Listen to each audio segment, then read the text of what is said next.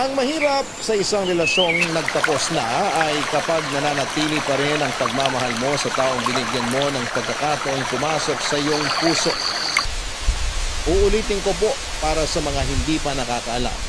Georgette na lang ang itawag ninyo sa akin. At sa nauna ko pong sulat sa inyo ay naikwento ko kung paano ko nakilala ang ex-boyfriend kong si Dino sa pamamagitan ng kaibigan kong si Tati. Perfect boyfriend na sanang may tuturing si Nino kung hindi lang dahil sa dala-dala nitong family issues. Siyang unti-unting sumira sa pagsasama naming dalawa. Para itong anay na sinira ang matibay naming relasyon. Sa huli pagkatapos ng halos 9 na buwang pagsasama, mas pinaguran ko ang peace of mind ko at nakipag-iwalay ako kay Nino kahit na alam ko sa sarili kong siya pa rin talaga ang itinitibok ng puso ko. Pagkatapos ng breakup ay nag-delete agad si Nino ng social media. After all, ako ang dahilan kung bakit nagdesisyon siya na gumawa ng mga akala. Pero dahil wala na kami ay wala na rin siyang rason para gumamit ng softnet. Kahit nasaktan ay never akong nag-vent o nagpasaring sa Facebook. Kaya naman hindi aware ang pamilya at mga kaibigan namin sa nangyari. Since si Tate ang nagreto kay Nino sa akin, natural lang na siya ang unang makaalam sa nangyaring hiwalayan.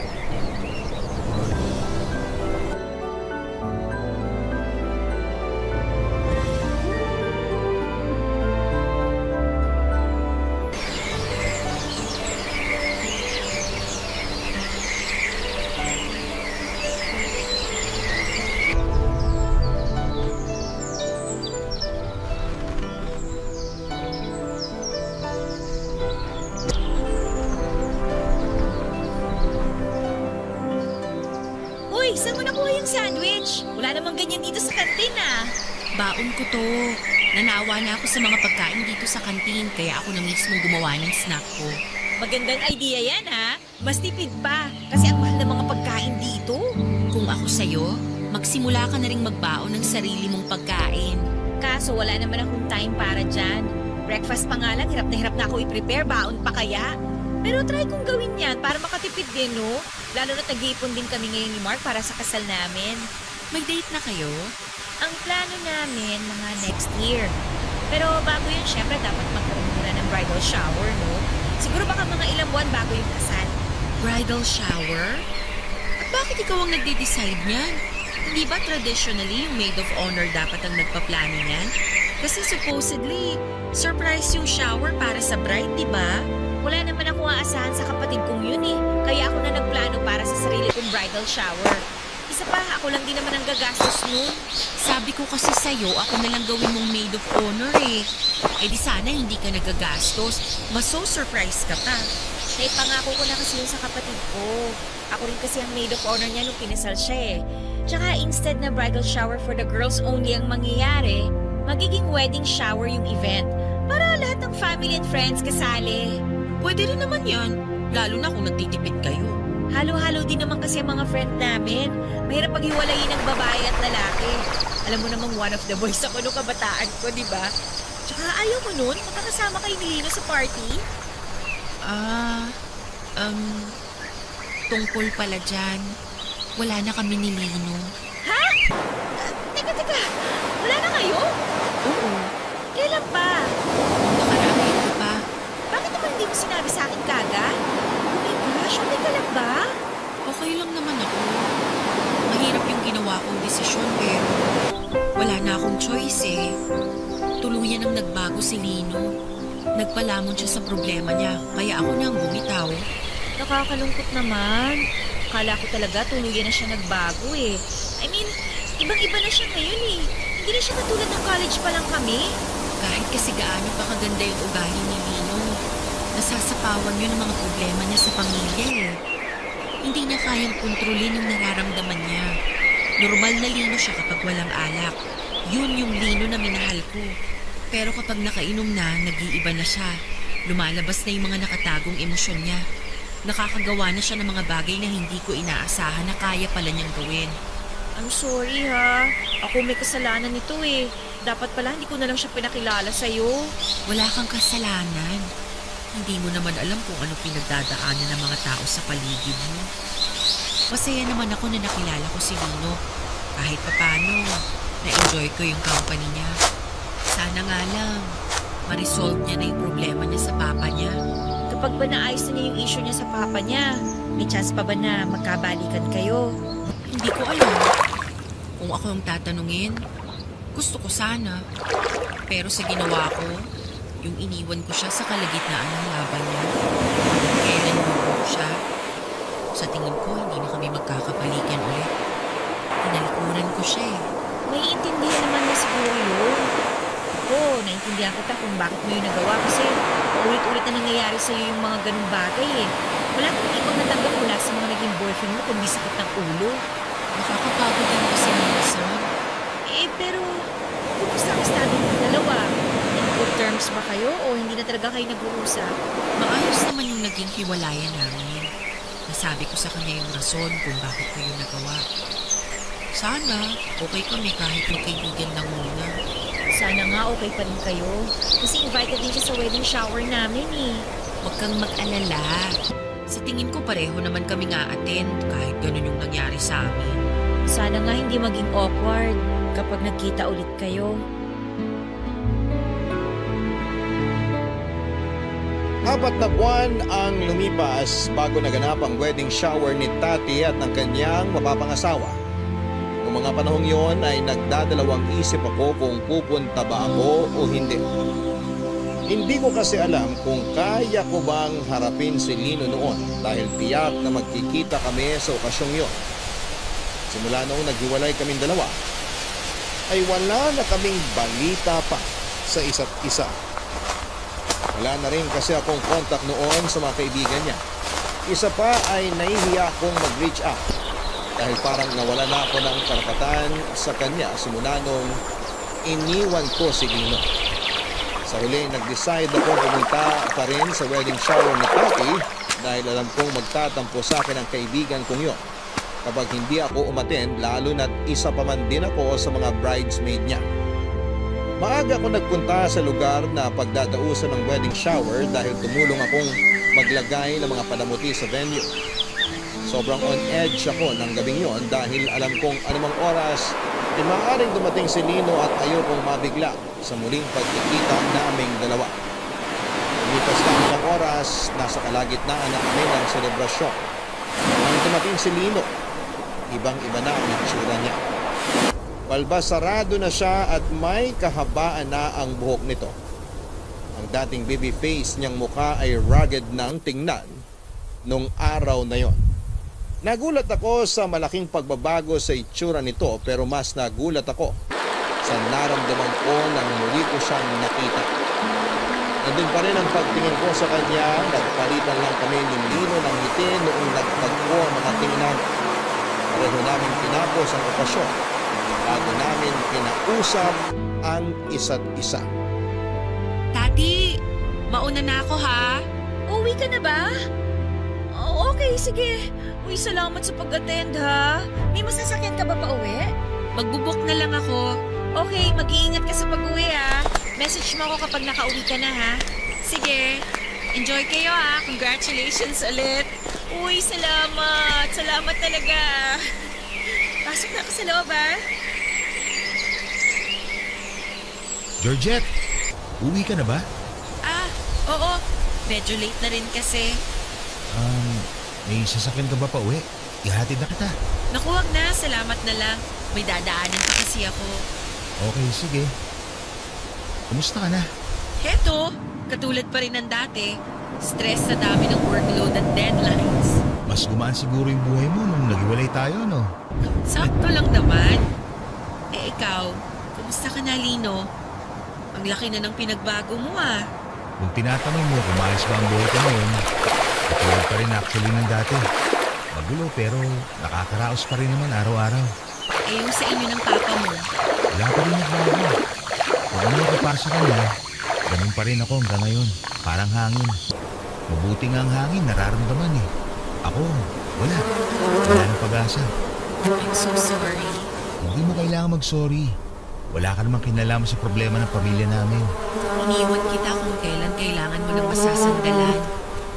Sorry kung tinalikuran kita, Lino. Naiintindihan ko naman yung ginawa mo. Hindi mo kailangang humingi ng tawad. Wala kang kasalanan. Karapatan mo yun. Ang totoo niyan, nakahinga ako nung naghiwalay tayo. Nakahinga? Sa paanong paraan? Nakahinga ako kasi alam kong hindi ka na mahihirapan dahil sa akin. Nakahinga ako kasi hindi ka na madadamay pa sa gulo ng pamilya namin. Ikaw na nga yung sinaktan ko pero hanggang sa huli, kapakanan ko pa rin ang iniisip mo. Dahil nga katulad ng pangako ko sa'yo, hindi ako magiging katulad ng mga ex-boyfriend mo. Yun nga lang, sa hiwalayan lang din pala mauwi ang relasyon natin. Sorry kung hindi ko yun napanindigan. Siguro, sign din yon na pareho tayong hindi handa para sa relasyong inaasahan natin. Pero aaminin ko, na-miss kita. Ako rin, na-miss kita. Minsan, binabalikan ko yung mga masasayang araw na magkasama tayo. Napapaisip ako ng, what if nagstay ako? What if hindi ako bumitaw? May magbabago kaya? Sa tingin ko, wala. Walang magbabago kasi yung pakikipag-iwalay mo sa akin ang nagsilbing eye-opener sa buhay ko. Eye-opener? Paano? Narealize ko na hindi pwedeng ganito na lang ako palagi. Hindi ako makakaahon mula sa pinagdadaanan ko kung ako mismo nagtutulak sa sarili ko para malunod. Kung nakipag-iwalay ka sa akin, narealize ko na kailangan ko nang harapin itong problema ko. At kung sakali mang wala na talagang chance na maayos pa ang pagsasama namin ni Papa, kailangan ko rin tanggapin mo. Good luck. Dalangin ko na ano man ang maging outcome itong pagharap mo sa problema mo. Sana makayanin mo. Hindi ko naman tuluyang isinasara yung pinto ko sa'yo eh. Kapag kailangan mo ng makakausap, nandito pa rin ako para makinig. Kahit bilang kaibigan, handa kitang suportahan. Ang ibig bang sabihin nito, pwede pa rin tayo maging kaibigan? Oo naman. Seryoso ka? Oo. Kaibigan lang muna. Salamat. Dahil friends na tayo, baka naman pwede na kitang ihatid. Walang mali siya. Sige na nga. Hatid mo na ako. Medyo mahal din pag nag-book ako pa uwi eh. Tara, doon ako banda nakapark. Papadudot, hindi ko inaasahan na magiging maganda ang araw na yon para sa akin. Akala ko noon ay mauwi sa awkwardness ang muling pagkikita namin ni Lino, pero kabaliktaran nito ang nangyari. Sobrang nag-enjoy ako sa party na nangyari dahil kay Lino. Napainom nga ako ng wine nang wala sa oras. At for the first time ay nakasalo ko si Lino sa inuman. Kaliwa sa inaasahan ko ay nakontrol naman ni Lino ang alkohol na iniinom nito. Nagulat nga ako dahil maaga siyang tumigil sa pag-inom. Hindi siya nagwala o nakipag-away na ayon sa mga kaibigan niya ay bago lang sa kanya. Hindi ko alam kung dahil ba nandun ako kaya naging maayos siyang kasama sa inuman o baka naman tuluyan na talaga siyang nagbago. Kung yun man ang nangyari ay masaya ako para sa kanya, Papa Dudu. Dahil sa muling pag-uusap namin ni Lino ay nanumbalik ang koneksyon naming dalawa. Nagsimula muli kami bilang magkaibigan. Naaminin ko na iba ang naging pagsasama namin ng time na yun kumpara nung magkasintahan pa kami. Naging mas open sa akin si Lino at minsan ay sa akin pa siya humihingi ng advice at nagtatanong kung ano ba ang dapat at tamang gawin kapag hindi siya makapagdesisyon. Kaibigan ang naging turing niya sa akin at naramdaman ko ang kaginhawahan nung sa wakas ay nagsimula na niya akong pagkatiwalaan. Isang bagay na hindi ko naramdaman noong boyfriend ko pa siya. Dahil sa pagiging open sa akin ni Lino ay unti-unti kong nalaman ang totoong kwento ng kanilang pamilya. Papadudot nung naging kami ni Lino ay naka-close ko na rin ang mga kaibigan niya. Nung nalaman nila ang hiwalayan sa pagitan naming dalawa ay naging concerned din sila sa akin. Pero nung nakita nilang okay naman kami sa isa't isa, ay nanatili kaming magkaibigan kahit na may pinagdaanan kaming dalawa, ay natuwa sila. May pagkakataon nga noon na ini-invite pa ako ng mga kaibigan ni Lino na lumabas para magkape o mamasyal sa ibang lugar. Minsan ay may mga pagkakataon na tinutokso nila kami na magkabalikan na lamang dahil parang wala naman daw nagbago sa aming dalawa. Pero ang hindi nila alam ay mas naging komportable kami ni Lino sa isa't isa. Simula noong naging magkaibigan lang muna kami. Wala na kasi yung pressure ng magpa-impress sa bawat isa dahil wala na kaming romantic relationship na pinangangalagaan. Sa mga sumunod na buwan ay nakita ko ang pagbabago sa ugali ni Lino. Unti-unti siyang bumalik sa dating siya. Pero katulad ng sinabi ko, hanggat hindi naaayos ang gusot sa pagitan nilang dalawa ng kanyang ama, ay wala talagang pagbabagong mangyayari. Muling pinaalala sa akin ni Lino ang rason kung bakit ako nakipaghiwalay sa kanya nung muli siyang nagpalamon sa espiritu ng alak. Nagkaroon noon ng birthday party ang isa sa mga kaibigan nito sa Tagaytay. Naimbitahan ako sa okasyon na yon at doon ay nagkaroon ng inuman. Napunta ang usapan ng grupo sa pagiging single parent dahil ilan sa mga kasamahan namin ay may mga anak na. Medyo sensitive ang topic na yon para kay Lino at matrigger ang personal issues nito. Dahil na rin ang kalasingan ay nagkaroon ng misunderstanding si Lino at isa sa mga kaibigan niya. Nag-init ang ulo ni Lino at nagwala siya sa puntong hindi na siya maawat ng mga lalaking kasama namin doon. Ang palitan ng masasamang salita ay nauwi sa pisikalan. Kinailangan na lang umuwi ng isa sa kanila para matigil na ang mga gulo. Matapos ang nangyaring away ay naiwan si Lino sa pangangalaga ko habang nagpapalamig ito ng kanyang ulo, Papa Dudut. Aw! Aray! Sorry. Masakit ba? Medyo mahapde. Ang bigat ng kamay mo eh. Malamang mahapdi. Singsing ba naman ang tumama dyan sa mukha mo eh? Oh, wag mong iiwas yung mukha mo. Lilinisin ko yung sugat. Pasensya na kanina. Hindi ko napigilan yung sarili ko. Akala ko ba nagbago ka na? Sa dami kasi ng pwedeng pag-usapan. Bakit sa magulang pa napunta yung topic? Hindi naman nila sinasadya yun eh. Siyempre, matatanda na tayo. Hindi na bago yung topic na yun sa atin. Lalo na yung iba sa mga kasama natin ay may anak na. Nakaka-personal lang kasi. Pinersonal mo kasi. Nakikipagbiruan lang naman sila tapos ikaw tong napikon. Sino hindi mapipikon dun? Eh sinabihan ako hindi ako mahal na magulang ko. Expression kasi yun. Masyado mo naman kasing sineryoso. Sa bagay, wala ka kasing social media. Kaya hindi mo alam kung ano yung mga trending na mga joke na yun. Kahit na biro yun o expression online, hindi pa rin yung maganda. Masyado silang insensitive. Gets naman kita. Pero hindi violence ang solusyon sa mga ganung bagay. Kaya nga ako humingi ng tawad sa'yo. Huwag ka sa akin humingi ng tawad. Doon ka mag-sorry sa taong nakasuntukan mo. Pati na rin sa may birthday ngayon. Oo na. Bridget, Oh, alam mo bang papasboy ako noon? talaga? Yung bata ako, mas close kami ni Papa. Ako yung laging kasakasama niya kahit saan siya magpunta. Lagi nga niya ako sinasama sa trabaho niya noon. Si Kuya naman, sila ang close ni Mama. Ano ba kasing nangyari? Paano kayo nagkaroon ng alitan ng papa mo? Nahuli ko siyang may ginagawang kalokohan. Dispiras ng Pasko noon. Pagkatapos kumain ng Noche Buena, nagsitulugan kami kagad kasi pagod. Ako, naiwan ako magising kasi nag-usap ako sa phone. Tapos, napansin ko si Papa na lumabas ng bahay. Sinilip ko siya mula sa bintana ng kwarto ko. Nagtaka ako kasi alas 2 na noon. Tapos, imbis na bumalik ang sasakyan, nagtakad lang siya. Anong ginawa mo? Sinundan mo siya? Oo, lumabas ako. Sinundan ko siya kasi gusto ko malaman kung saan siya pupunta ng ganong oras. Pagdating sa pangatlong kanto mula sa bahay namin, isang kotseng nilapitan niya tapos sumakay siya sa loob. Sino naman yung nasa loob ng kotse? Babae. Tinted yung mga salamin ng sasakyan, pero nung binuksan ni Papa yung pinto, bumukas din yung ilaw sa loob.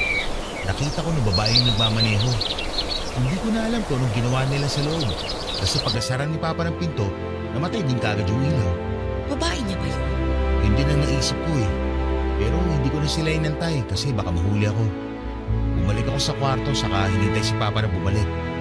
30 minutes din siyang nawala. Kung ano man ang ginawa nila sa kotse, hindi ko na alam. Tinanong mo ba siya kung sino yung babae? Hindi na. Kasi nasagot kagad yun ng umaga. Ang araw ng December 25, lalabas sana kami buong pamilya. May nakaset na dinner para sa amin sa labas na nireserve ni Mama. Kaso, hindi sumama si Papa dahil masama raw ang pakiramdam niya. Tumuloy kami ng 3. Matapos kumain, mas nauna ako umuwi kasi gusto raw mag-shopping ni Mama. Sinyahan siya ni Kuya tapos ako naman, dimiretso na sa bahay na may dalang takeout para kay Papa. Pag uwi ko, alam mo kung anong nadatnan ko. Ano? Si Papa at yung babae na nakita ko sa kotse, magkasama sila sa bahay. Sa mismong kwarto nila ni Mama. Oh my gosh! Dinala niya yung babae sa bahay niyo? Hindi ko nga alam kung bakit niya naisip na gawin yun eh. Siguro dahil lang napag-usapan, mga alas 9 ng gabi pa kami makakauwi. Pero dahil mas maaga ako nakauwi, hindi niya inaasahan na mahuhuli ko sila. Eh anong ginawa mo? Sinumbong ko siya. Alam ko may chance na masira ang pagsasama nila Mama at Papa sa ginawa ko. Pero nagsumbong pa rin ako. Kasi sobrang dismayado ako nun sa Papa ko. Mula nung araw na yun hanggang matapos yung buwan, bago magpalit ng taon, parang naging giyera na sa loob ng bahay. Lahat nag-aaway na. As in lahat kami na literal. January 1st, nakita na lang namin si Mama na walang buhay. Nag-suicide siya. 16 years old lang noon si Lino noong nangyari ang trahedyang yon sa pamilya nila. Mula noon ay hindi na raw bumalik sa dati ang pakikitungo sa kanya ng kanyang ama. Sinisisi siya ng tatay niya sa pagkamatay ng kanilang ilaw ng tahanan. Maging ang kuya niya ay nagkaroon din ng galit noon sa kanya. Nilayuan si Lino ng kanyang tatay at pinarusahan niya ito sa pamamagitan ng pag-iitsapwera sa kanya sa sarili niyang pamilya.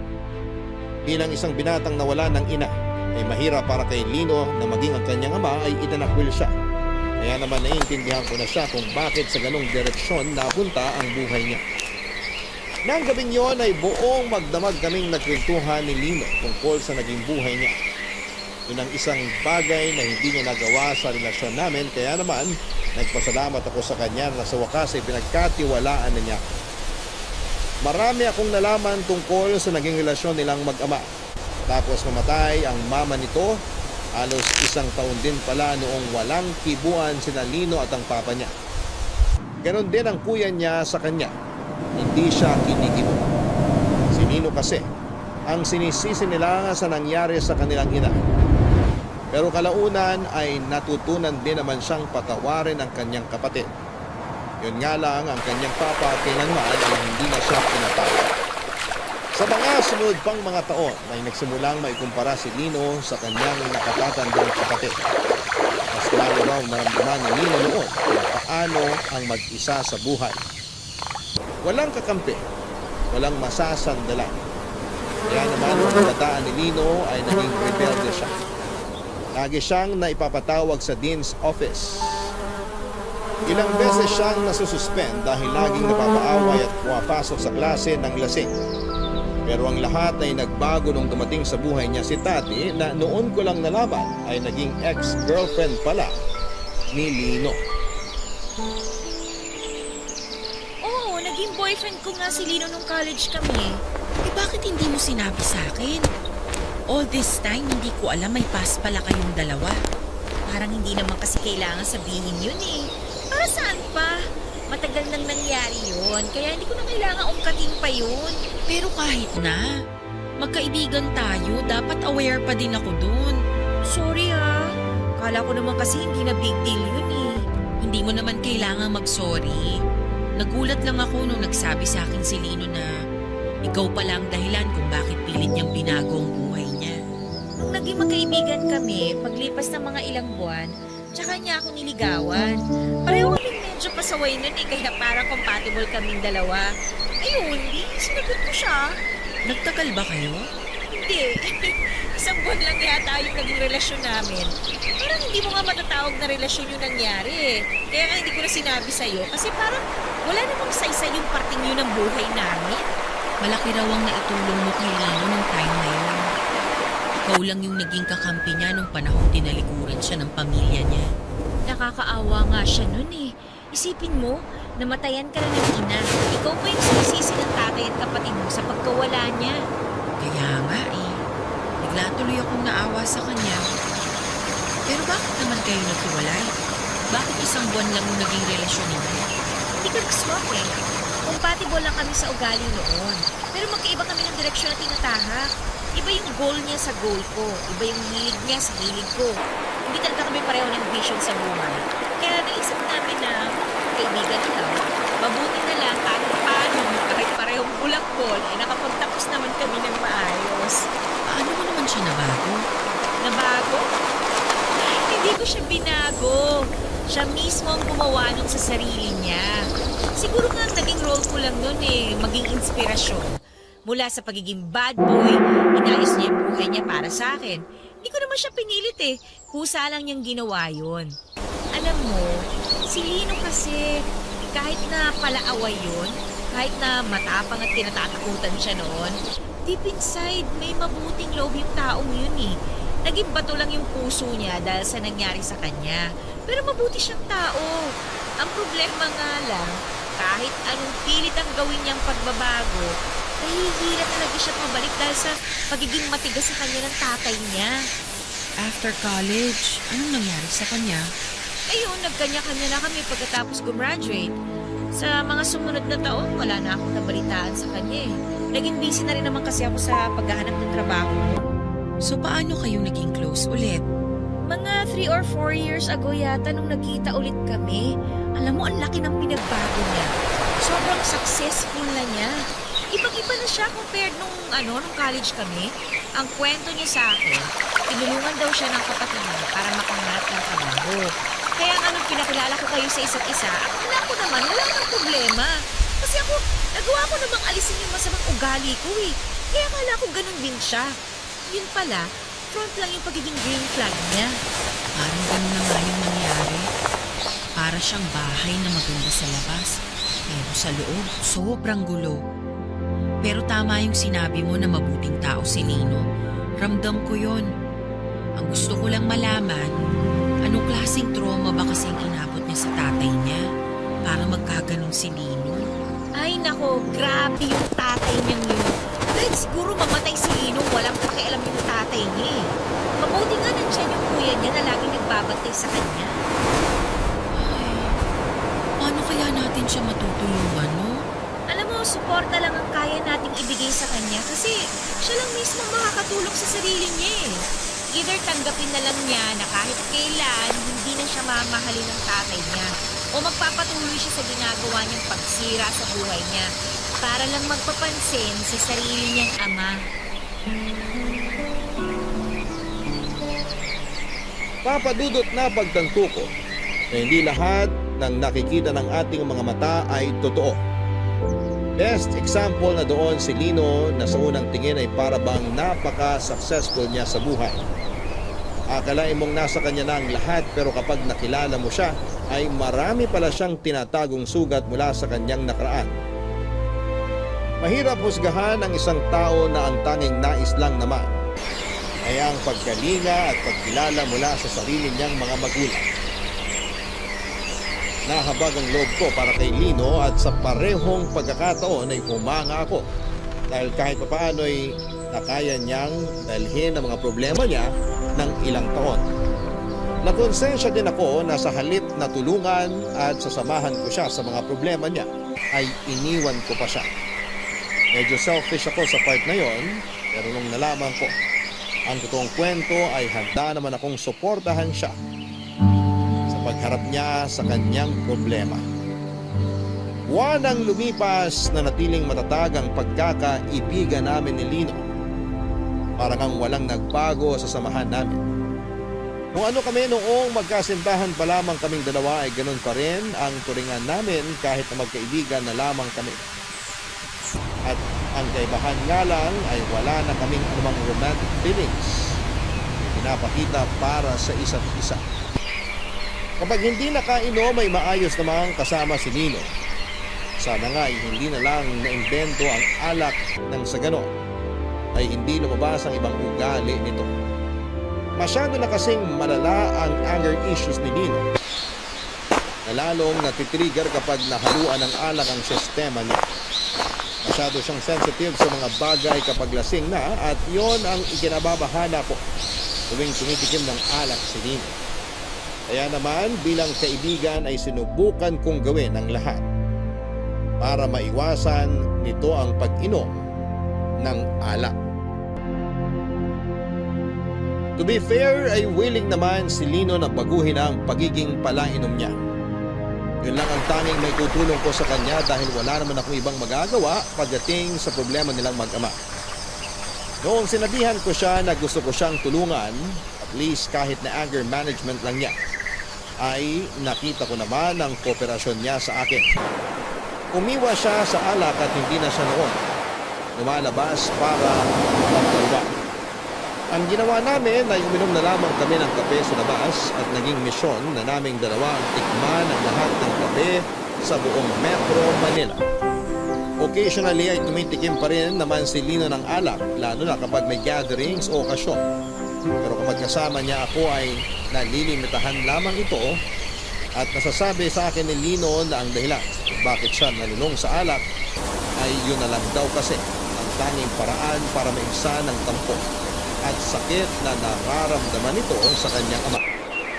Kahit paano, Papa Dudut ay kasama ang mga kaibigan sa inuman. Naramdaman niya ang halaga niya bilang isang tao at naiintindihan ko yon. Pero dahil kasama na niya ako, kahit papaano ay ako na ang pumawi sa lumbay na nararamdaman nito. Halos kalahating taon ding iniwasan ni Lino ang pag-inom ng alak. Unti-unti ay bumalik nga si Lino na nakilala at minahal ko. Unti-unti ay nakita ko ang pagbabago sa buhay nito. Mula sa lalaking punong-puno ng hinanakit sa buhay, ay naging masiyahin at mas open na siya sa mga tao, Papa Dudut. Kasabay noon, ay muling nanumbalik ang pagtingin ko para sa kanya. Ang naramdaman kong yon ay mas umigting pa nung sa wakas. Matapos ang mahabang panahon ay naisipan akong dalhin ni Lino sa kanilang bahay para ipakilala sa kanyang ama.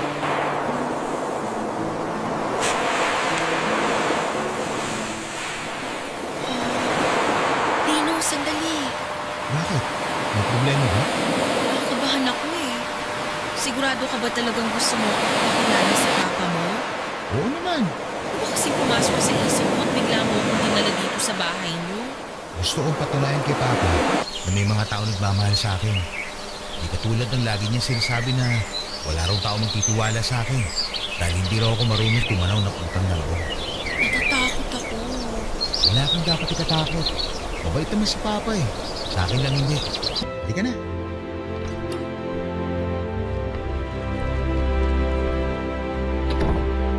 Pa? Ayun siya. Halika. Pa, magandang gabi po. Kumain na po ba kayo? May kasama pala ako. Gusto ko siya ipakilala sa inyo. Ito po si Georgette. Kaibigan ko. Magandang gabi po. Magandang gabi rin. Ito po. May inuwi kaming pagkain para sa inyo. Kumain na ako. Ganun po ba? Ilalagay ko na lang po ito sa ref para may kainin kayo mamaya sakali magutom kayo. Pwede niyo rin po itong gawing almusal bukas. Hindi na kailangan. Pinagluto na ako ng kuya mo bago siya umalis. Masarap po yung binili ni Lino na pagkain para sa inyo. Paborito niyo raw po yun. Sabing tapos na akong kumain. Ano bang hindi niyo maintindihan doon? Kaya ko ang sarili ko. Hindi ko kayo kailangan para dalhan ako ng pagkain. Saka sino ka ba sa tingin mong babae ka para pilitin ako na kumain? Huwag naman po kayong ganyan sa bisita ko. Wala ka na bang ibang sasabihin? Di mo ba nakikita na may ginagawa ako? Lumayas ka na sa harapan ko. Dito mo, Georgette. Ganyan ako kamahal ng tatay ko. Magsisimula ka na naman ba?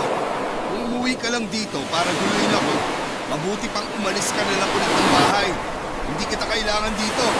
Kahit naman sana ngayon lang. Magkumari kayo, nag-aalala kayo sa akin.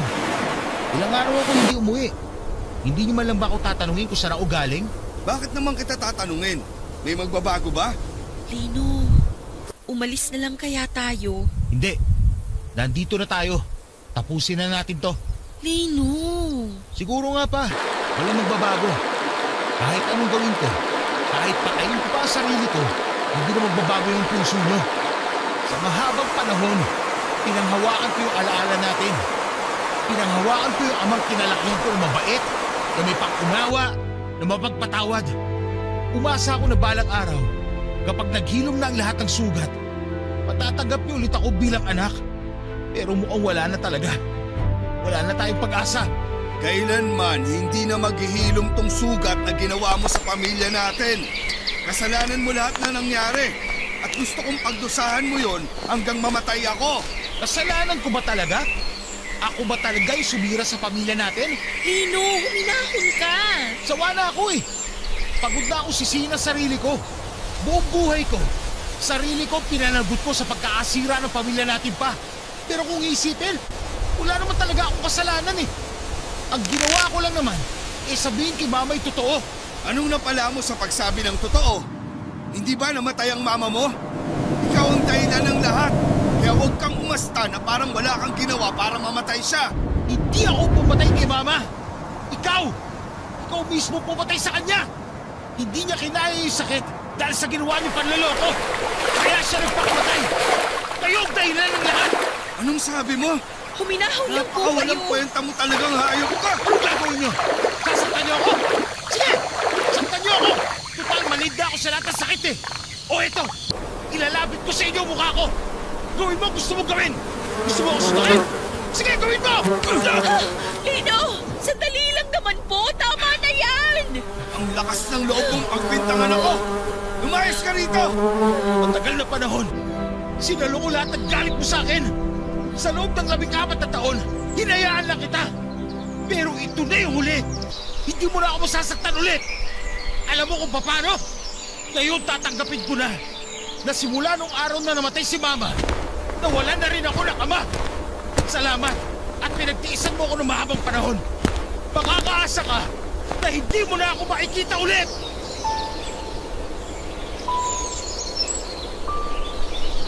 Alam kong labis-labis ang galit na nararamdaman ni Lino nung umalis kami ng bahay nila. Sakay sa kanyang kotse ay ipinaharurot niya ito palayo. Tahimik lamang siya buong biyahe pero ramdam ko ang pagpipigil nitong sumabog. Nung tanungin ko siya kung okay lang ba siya, ay doon na siya nagsimulang umiyak. Magulhol siya na parang bata papadudot. Noong mga panahon na yon ay ramdam na ramdam ko ang sakit na pinagdadaanan ni Lino.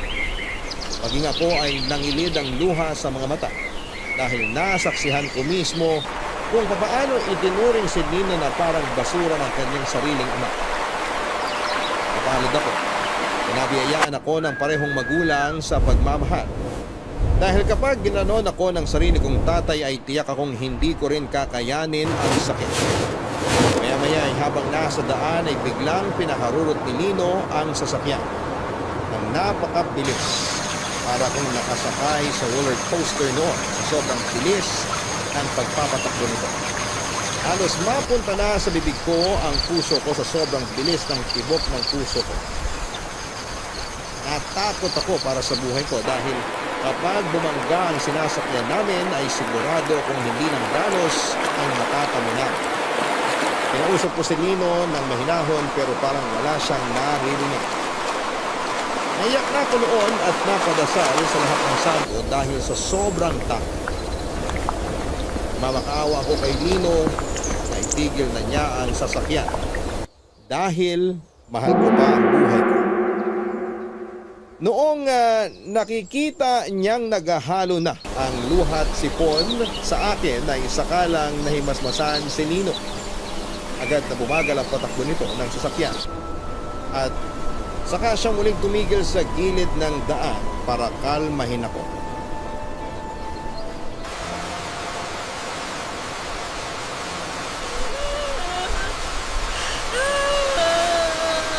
Georgette, sorry.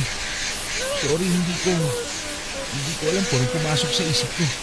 Nababaliw ka na ba? Gusto mo ba ako patayin? Sorry talaga. Akala ko talaga katapusan ko na. Akala ko mamamatay na ako. Hindi man lang ako aabot sa 30. Sorry na. Nadala lang talaga ako ng emosyon ko. Pasensya na kung nag-aamay ka pa. Dinadamayan naman kita sa mga problema mo ah! Pero ibang usapan na yung inadamay mo rin ako sa pagpapakamatay mo! Hindi ako magpapakamatay. Kahit gaano pa kabigat ang pinagdadaanan ko ngayon. Nangako ako sa sarili ko na hindi ko yung gagawin. Anong hindi magpapakamatay? Eh parang isasalpak mo na tong kotse mo sa kung saan! Nanggigil lang siguro ako na patakboy ng matulin ko kotse. Pero wala sa isip ko ang magpakamatay. Nagawa ko lang tumalo sa building dati kasi bata pa ako noon. Tsaka kamamatay lang ni mama kaya akala ko wala nang silbi yung buhay ko. Pero nung tumanda na ako, na-realize ko na hindi dapat basta-basta sinasayang ang buhay. Eh anong tawag mo sa ginawa mo kanina? Hindi normal yun! Hindi ako naniniwala na nagkikigil ka lang na patakbuhin ng mabilis to! May bala ka talaga! Nagdala nga lang ako. Sumobra lang yung adrenaline ko. Kaya napadiin yung tapa ko sa silinyador. Magkahalong galit, lungkot at saya kasi yung nararamdaman ko kanina eh. Kaya siguro hindi ko kagad na proseso. Ang dami mong sinasabi dyan! Ewan ko sa'yo! Bababa na ako! Teka lang, Georgette. Ayoko na dito! Magkukugyot na lang ako pauwi! Sandali. Bigyan mo ako ng pagkakataong ipaliwanag yung naramdaman ko kanina. Wala akong bakit sa'yo! Bahala ka na! Mabilis lang to. Nakaramdam ako kanina ng galit kasi hanggang ngayon, ako pa rin ang sinisisi ni Papa sa pagkamatay ni Mama at sa pagkasira ng relasyon namin dalawa.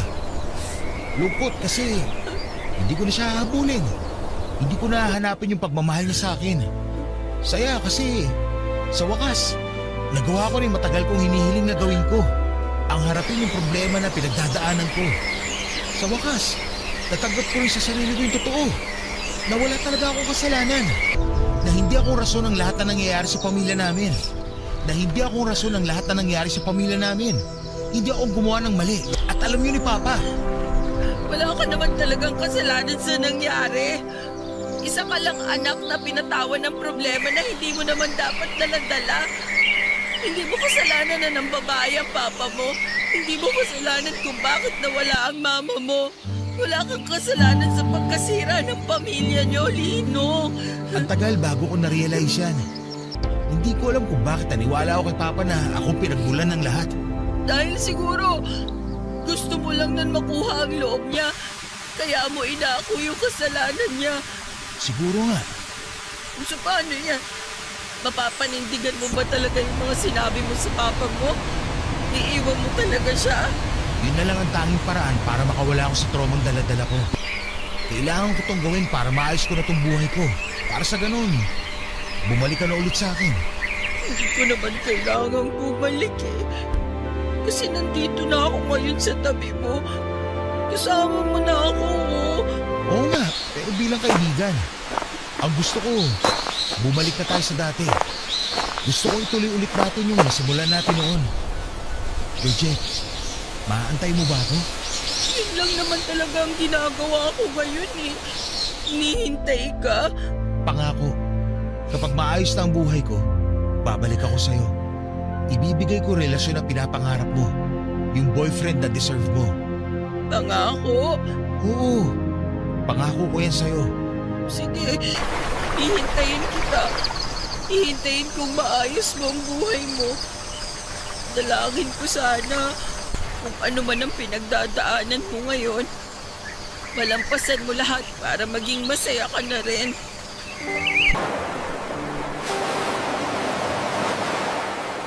Pagkatapos ng pag-uusap namin yun ay naisipan naming mag-road trip ni Nino.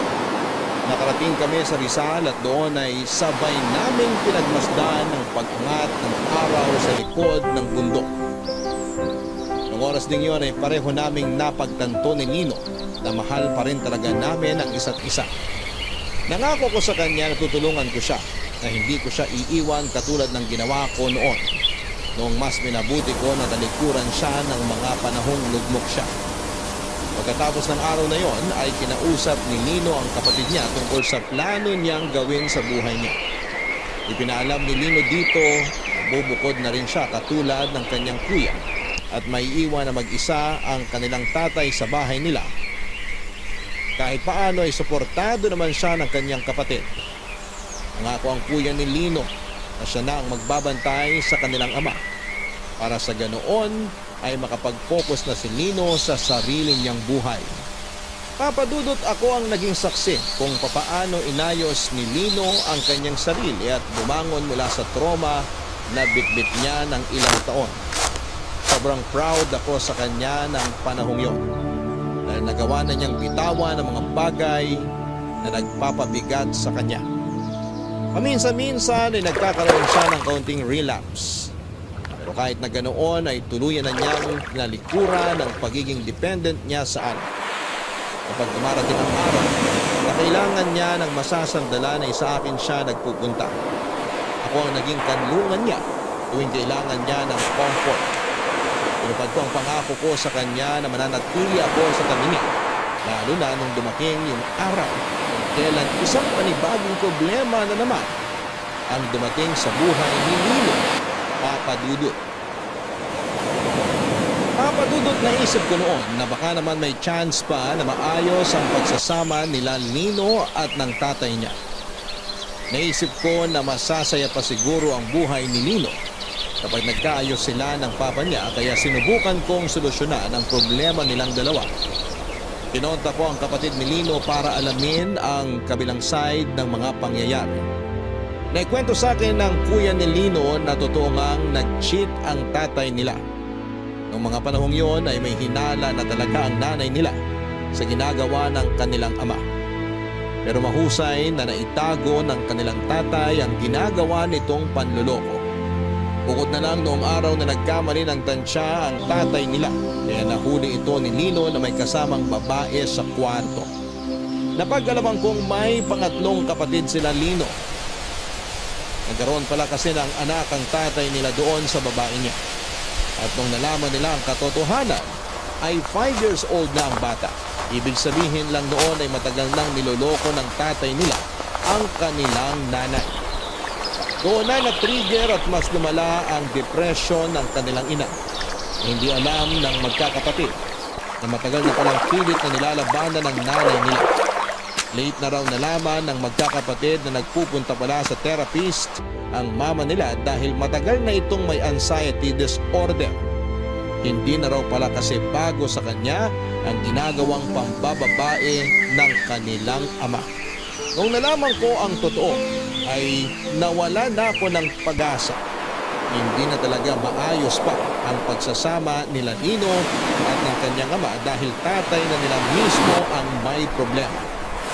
Liban sa pagiging cheater nito ay hindi siya marunong umako sa mga kasalanang ginawa niya.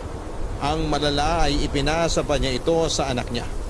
Ilang linggo ang lumipas, napansin ko na nakakapag-adjust naman na si Lino na mamuhay mag-isa. Isang araw ay humingi siya sa akin ng pabor na samahan siya sa bahay ng tatay niya. Nung araw na sinamahan ko si Lino na kunin ang mga gamit nito sa bahay nila, nagkaroon ako ng chance na kausapin ang tatay niya. Doon ay napatunayan ko kung gaano kalala at kasama ang ugali nito. Oh, anong ginagawa mo rito? Magandang araw po. Nandito na po pala kayo. Akala ko po nasa trabaho kayo eh. Ikaw yung kaibigan ni Lino na pakialamera, di ba? Opo, ako nga po. Ako po si Georgette. Wala akong pakialam sa pangalan mo. Sagutin mo tanong ko. Anong ginagawa mo dito sa pamamahay ko? Wala si Lino dito. Hindi na siya dito nakatira. Opo, alam ko po. Kasama ko siya ngayon. Kukunin lang daw po niya yung iba niyang mga gamit na naiwan. Nandun po siya sa kwarto niya nag-e-empake. Mabuti naman. Sabihin mo, alisin niya na lahat ng kalat niya dito. Sige po. Hindi niyo po ba itatanong kung saan siya nakatira ngayon? Hindi na kailangan. Kung sa bagay, kaya naman na nilino ang sarili niya. Kaya siguro tiwala na kayo na kahit nasa malayo siya eh hindi siya mapapahamak. Kesa ang lupalop pa ng mundo magpunta ang walang iyang yon, wala na akong kapake-pake. Gawin niya na lahat ng gusto niyang gawin. Ayoko na magkaroon ng ugnayan sa kanya. Ni isang beses po ba hindi kayo na-curious kung kumusta na ang anak mo? Kung okay lang ba siya? Mga ganung bagay? Para saan pa? Para sa ikapapanatag ng loob niyo. Hindi ba gano'n naman ng mga magulang? Lagi silang nag-aalala para sa mga anak nila, kahit matatanda na sila. Ganon po kasi nanay at tatay ko eh. Lagi silang nag-aalala sa akin kahit na matanda na ako. Huwag mo akong itulad sa mga magulang mo. Ay kung sa bagay, yung tatay ko po kasi, mahal na mahal niya ang nanay ko. Hindi niya magagawang lokohin. Naaalibad-bara na ako sa'yo ha. May gusto ka bang tumbukin? Wala naman po. Meron po ba dapat? Hindi ko gusto yung tabas ng dila mong babae ka ha. Maghinay-hinay ka sa pananalita mo. Baka di kita matansya. Tandaan mo, nandito ka sa pamamahay ko. Ay, sorry po. Wala naman po akong pinapatamaan kung yun po ang iniisip nyo. Gusto ko lang po kasing ipaalam sa inyo na maayos na ang buhay ni Lino. Masaya ako para sa kanya kasi sa wakas, nakalaya na siya mula sa pagmamalupit ninyo. Ano bang kinagkwento sa'yo nung lintik na yon? Na pinagmamalupitan ko siya? Kahit kailan hindi ko siya pinagbuhatan ng kamay. Physically siguro hindi nyo siya sinasaktan, pero mentally, emotionally, grabing mga sugat na iniwan nyo sa kanya ng mahabang panahon. Kahit anong alkohol pa ang inumin niya, yung mga sugat na ginawa nyo sa pagkatao niya, hanggang ngayon, hindi pa yun naghihilom. Kapal na mukha mo magparatang. Wala ka namang alam sa buhay ng pamilya namin. Para sabihin ko sa'yo, ginawa niya yun sa sarili niya. Hindi! Kayo ang gumawa nun sa kanya. Matanda na po kayo. Sana naman maging accountable naman kayo sa mga kasalanang ginawa ninyo. Kayo yung nagloko. Kayo yung dahilan kung bakit na-depress ang asawa ninyo. Tapos ngayon, kayo din ang dahilan kung bakit hindi maayos ang buhay ng anak nyo. Kayo ang dahilan ng lahat ng yun. Ang kapal talaga ng mukha mo, no? Talaga? Dito mismo sa pamamahay ko? Dito mo talaga ako babastusin? Yan ba tinuro sa'yo ng nanay at tatay mo na ipinagmamalaki mo? Na makialam sa buhay ng may buhay? Sino ka ba sa tingin mong hayop ka? Isa lang po akong kaibigan na nagmamalasakit. Hindi porket babae ka, palalampasin ko ito kagaguhang ginagawa mo sa akin. Baka gusto mong hindi ka na makalabas dito. Kayang-kaya kitang saktan. Alam ko po yun. Sinaktan niyo nga ang asawa niyo noon eh. Ako pa kaya? Talagang makakatikim ka talaga sa akin. Pa! Huwag niyo sasaktan si Georgette! Luha ko na. Pinagkakaisaan niyo ako ha. Lumayas na kayo ng babaeng to sa pamamahay ko. Mga walang modo. Yung po talaga ang gagawin namin. Aalis na kami. Pasensya na kung naabala kayo. Ang lakas ng loob mong pumunta rito para bastusin ako. Huwag niyong ipapakita mga pagmumukha niyo sa akin. Lalong-lalo ka na, Lino. Mauna na po kami. Georgette, halika na. Papa Dudut, hindi naman po talaga ako palasagot sa mga taong mas nakakatanda sa akin. Hindi ako confrontational. Pero noong time na yon ay para bang hindi na ako nakapagpigil. Alam kong mali yung ginawa ko at hindi dapat ako nakikisali sa gulo ng ibang pamilya. Pero naawa lang talaga ako noon kay Nino. Hindi ko lubos maisip kung paanong nagagawang tiisin ng isang magulang ang sarili niyang anak. Siguro iba-iba lang talaga ang ugali ng mga tao. May mga magulang na itataya ang lahat para sa anak nila at may ilan namang hindi na kayang magpatawad pa at handang kalimutan ang pagiging magulang nila. Nakakalungkot lang na wala na talagang pag-asa pa na magkasundo ang mag-ama. Dahil doon ay nagpatuloy na lang si Lino sa buhay niya kung saan ay patuloy siyang kinasusuklaman ng kanyang ama. Halos isang buwan din ang lumipas simula noong tanggapin ni Lino ang katotohanan yun. Unti-unti ay binuo niya ang kanyang sarili sa tulong ko, ng kanyang kuya at pati na rin ng mga kaibigang nagmamahal sa kanya. Nakita ko kung paano ang dating Lino na puno ng hinanakit na humihila sa kanya pababa ay parang nagmistulang ibon na naging malaya na sa paglipad. Hanggang sa isang trahedya ang muling dumating sa buhay ni Lino. Isang araw ay nabalitaan na lang namin na patay na ang tatay nito. Umutok na ugat daw sa utak ang naging sanhi ng pagkamatay at ang balitang yon ang muling nagpabalik sa sakit at sama ng loob na pilit kinakalimutan ni Lino.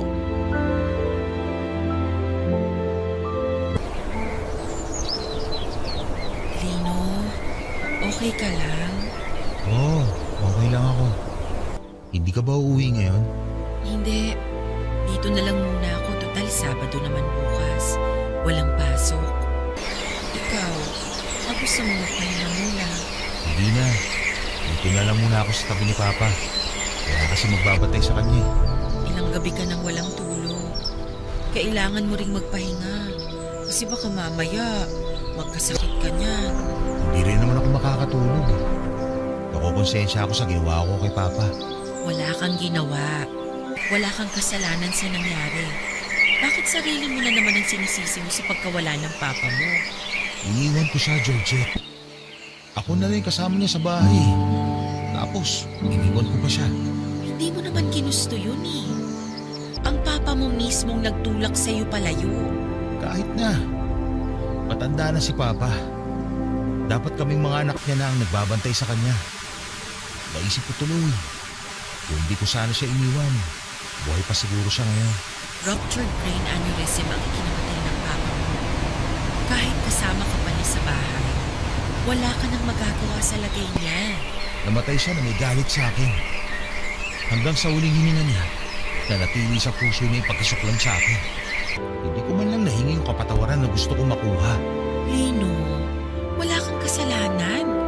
Wala kang ginawang mali. Tandaan mo yan. Sana, hindi na lang ako nagsalita. Sana, sinarili ko na lang yung nalalaman ko noon. Kung itinago ko na lang sana yung totoo, sana, buo pa kami ngayon. May dahilan ng lahat ng nangyari sa buhay mo. Oo, masaklap yung pinagdadaanan ng pamilya nyo. Pero may dahilan lahat yan. At sigurado ako na maghihilom kayo ng kuya mo. Maghihilom lahat ng sugat sa puso mo, Lino. Isa lang naman ang gusto ko mangyari. Gusto ko maging masaya mga magulang ko. Pero ano nangyari? Pareho silang namatay na puno ng hinanakit sa mga puso nila. Siguro, tama nga si Papa. Kasalanan ko lahat. Hindi totoo yan. Ano ang gagawin ko ngayon? Pakiramdam ko, wala nang saysay itong buhay ko. Marami ka pang pwedeng gawin sa buhay, Lino. Pwede kang maging isang mabuting ama para sa magiging anak mo. Magiging tapat ka pang asawa para sa babaeng mapapangasawa mo. Patunayan mo sa sarili mo na isa kang mabuting tao. Paano ako magiging ganun kung hindi ko man lang makita sa sarili ko yung mga katangian na yun? Ako, nakikita ko ang mga katangian na yun sa'yo. Patunayan mo na may mga lalaki pa sa mundong to na loyal, na mapagmahal, na kayang panindigan ang pagiging lalaki nila. Hirap. Sobrang hirap. Alam kong mahirap. Mahirap mawalan ng magulang. Mahirap tanggapin na wala na sa mundong to ang taong hinahangaan at minamahal mo. Pero ganun talaga ang ikot ng mundo eh. May mga bagay na mangyayari sa buhay natin na magsisilbing aral para mapabuti natin ang sarili natin. Kaya sana, huwag kang mapanghinaan ng loob. Huwag mong sayangin yung mga aral na natutunan mo sa naging karanasan mo. Huwag mong sayangin yung aral na pwede mong maibahagi sa ibang tao. Ang malas ko naman. Naging ganito ang buhay ko. Magpahinga ka na. Sasabihan ko na lang kuya mo na mas agahan niya ang pagpunta rito sa chapel. Siya naman ang magbantay sa papa niyo para kahit paano makabawi ka ng tulog.